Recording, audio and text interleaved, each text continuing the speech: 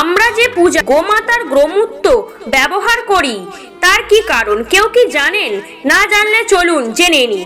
সমুদ্র মন্থনের সেই মহাক্ষণে আলো অলৌকিক জ্যোতিতে আবির্ভূত হলেন গৌমাতা কামধেনু। দেবলোকে কেঁপে উঠল তার ঐশ্বর্যে। এক এক করে দেবীরা তার শরীরে নিজেদের স্থান চাইতে শুরু করেন। সিংহের অগ্রভাগে ব্রহ্মা ও বিষ্ণু, কপালে মহাদেব, নাসিকায় কার্তিক, নেত্রে সূর্য ও চন্দ্র উদয় গৌরী, পৃষ্ঠে যমরাজ, ঘুরে সরস্বতী আর দুই।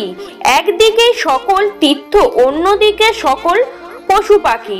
সব স্থান পূর্ণ হয়ে গেল। এলেন মা লক্ষ্মী। কামধেনুর কাছে তিনি নিজের স্থান প্রার্থনা করলেন, কিন্তু কামধেনু বললেন, দেবী সব স্থান ইতিমধ্যেই নির্ধারিত, এখন আর কোনো স্থানে অবিনষ্ট নেই। মা লক্ষ্মীর চোখে নেমে এলো নিরাশার ছায়া। ঠিক তখনই কামধেনু বললেন, তবে এটি স্থান আছে আমার দৃষ্টিদেশে, আর সেই আশীর্বাদেই জন্ম নিল মহাতত্ত্ব।